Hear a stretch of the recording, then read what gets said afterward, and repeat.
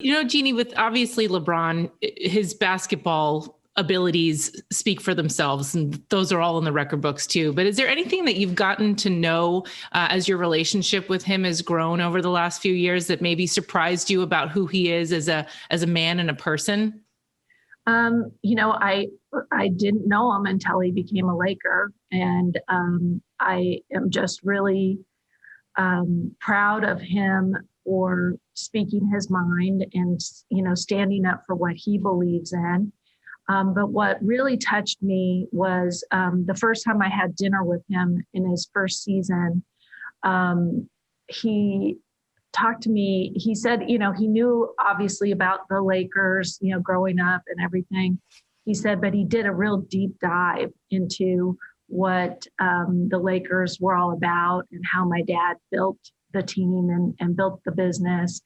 And he said, that it's really such a compliment to you that your dad put you in charge, that, it was something that he really cared about. And he said, and make sure you keep it that way, kind of motivation to remind me of how great, in the 32 years that my dad ran the team, they only missed the playoffs twice.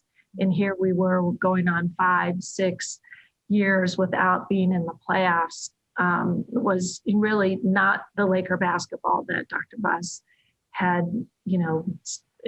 envisioned when he left the team in a trust to the family. And, I really appreciated that. And at one point during the playoffs in the bubble, he brought up my dad's name.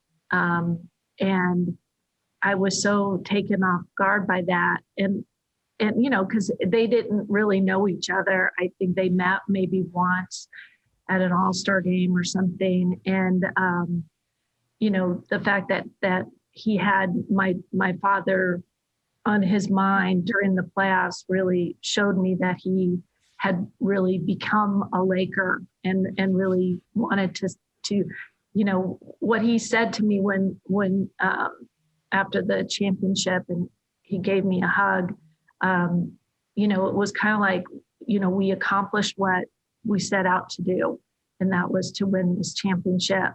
And that he knew what that meant to Laker Nation, that he wanted to come here. This wasn't just, I want to be in LA and make movies and be in the entertainment business. He came here to win championships and play basketball.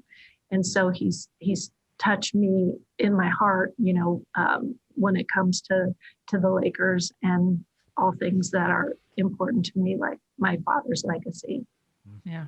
It's weird how people always think individuals can only be great at one thing. Like, I can be great at this, I can be great at that. And LeBron is so great at, being a humanitarian, first of all, and then a basketball player, because you look at the schools he started, he look at how he supported the Black Lives Movement matter, and now he's jumping into entertainment. I said he was jumping into entertainment in Cleveland, but now he can just go by now and see him close and personal in Cleveland. So I think that's one of the things that LeBron, I've always said about he's such a great player, and I couldn't beat him because the flack that he gets from so many people from so many different angles is tough.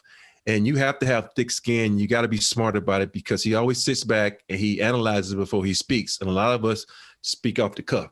And that's the one thing I really admire about him, because he takes his time, he researches everything before he just speaks about it. So he's not all about it, but he's being about it. He's speaking about it. So he's one of those guys that he's criticized way too much for me, and he should get more love than what he gets. I agree with you 100%. He has a lot of purpose to what he says. He doesn't waste words, and his knowledge of basketball is incredible. So it's like his post-game comments are so interesting because the way he dissects the game and sees the game. So I'm happy he's a Laker, but I'm looking forward to all the things he's going to do after he's done playing basketball. He's a leader of people, and he's fearless, and we need people like that. So that said, are we drafting Bronny? Because they said they wanted to play together. He said that was one of his big dreams, was to play alongside his son. And I'm like, how many more years can this man continue to dominate this game? Hey, as long as he wants to play, he's welcome here. He said something the other day about he won't be playing when he's 46. And so now he's like 36 to 46, somewhere in those 10 years. There's your range. He'll stop, yes. Hey, but as long as he wants to play, he's here. Yeah, he's going to, hey, if he can play to 46, he's going to be something special, because I'm only 50 and every day I'm hurting for something. So and I don't even play anymore, but he's a specimen. He has the technology to take care of his body. So he's a machine. So if anyone can do it, it will be him.